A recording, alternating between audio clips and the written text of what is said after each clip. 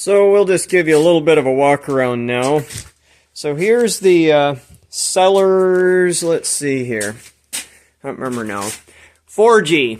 So Sellers 4G. So the basic rundown of it, can't see it very well here, but it's got degrees marked out here. You loosen that nut and you can swing around. I've got it set on 118 right now and just leave it there unless I get something oddball.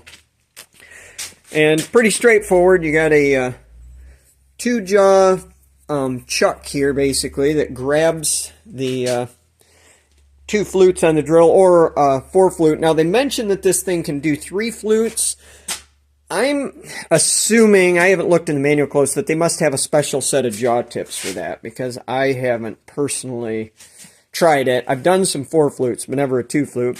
And then speaking of that, when you do 4 flutes, that, as far as I can tell, is what this is about. You flip this stop around. And the idea of that is with a 2 flute, you can go full rotation without, sweeping back around and catching the edge of your next flute.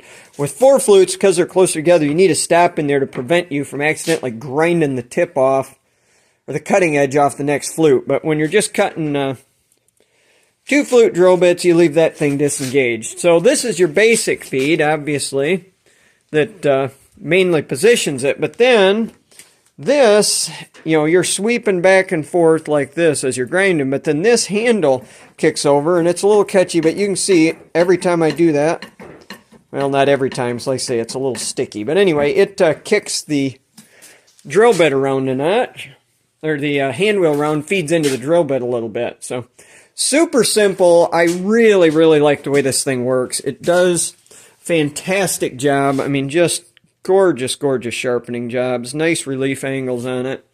So anyway, I'm very happy with this machine. If anybody has the chance to pick one up, I can definitely recommend it. I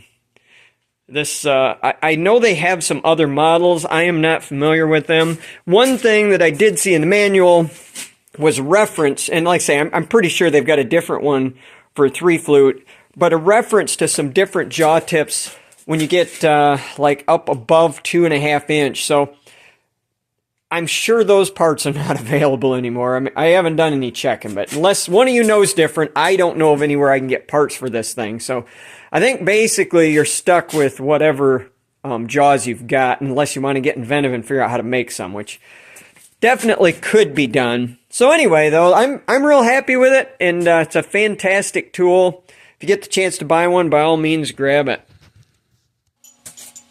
All right, I decided that it's time to start just working my way through my sketchy drill bit collection. I did not get a wheel dresser with this Sellers drill grinder when I got it, so I had just a diamond point that I'd got in some collection of stuff, so I mounted it in an aluminum bar with a center in the back, and I just grab it in here. So we're going to go ahead and give the wheel a touch up.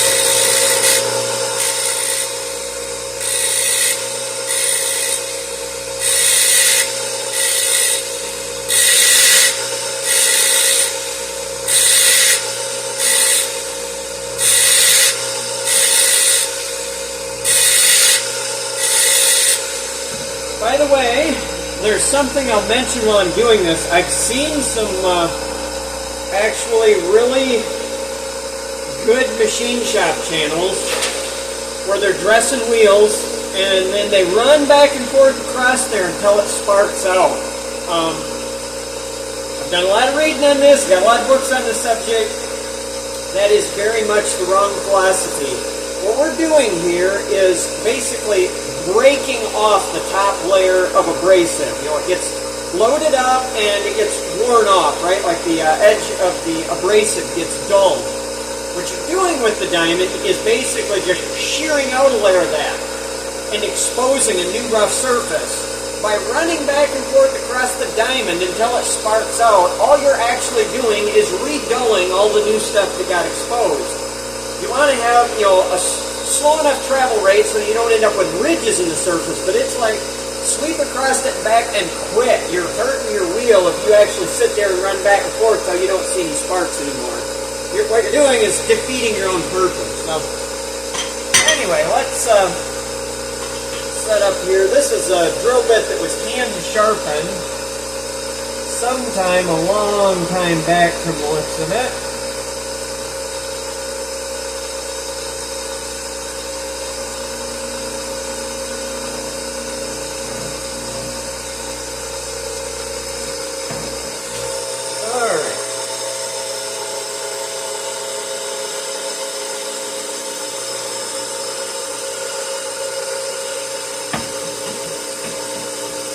So the cellars, you've got a handle here that tips you back and forth.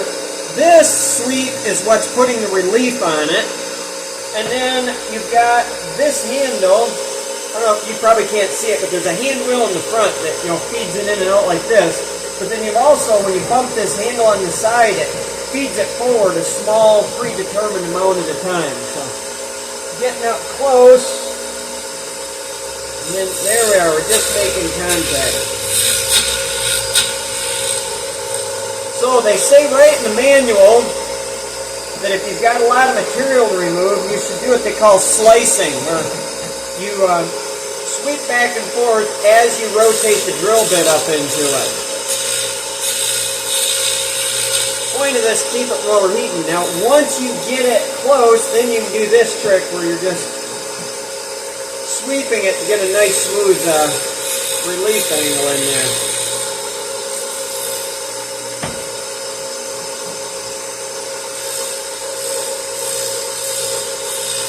The other point of this rocking motion is to even the wear across the face of your stone as much as possible.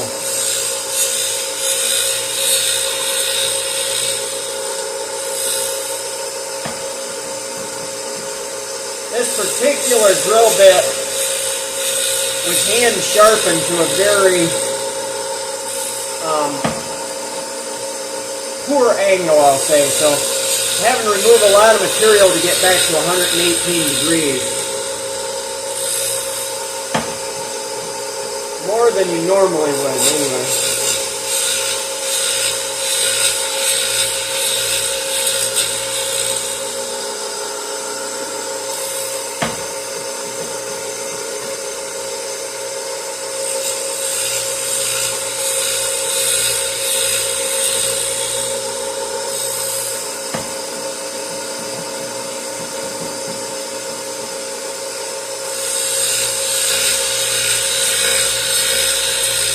I think we're getting close.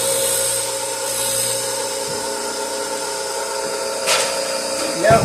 Alright. And flip the drill bit over. There's going to be a lot of material getting removed here. She's probably going to slice in. Yep.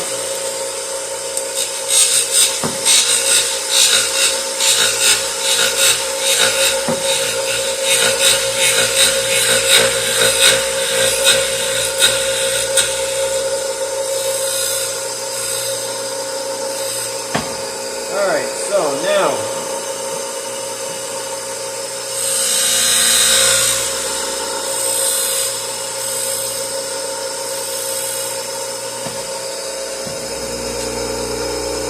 you just take a cleanup pass then and then back up and hit the other side.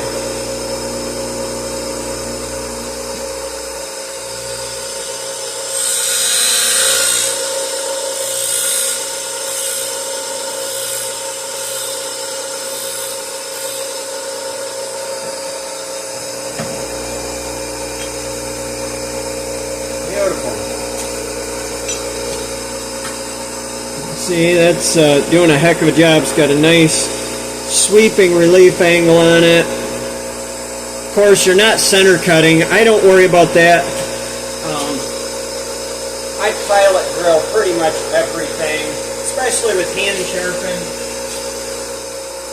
In the past, I would have just been running this and going with it, but now that we got this handy dandy machine,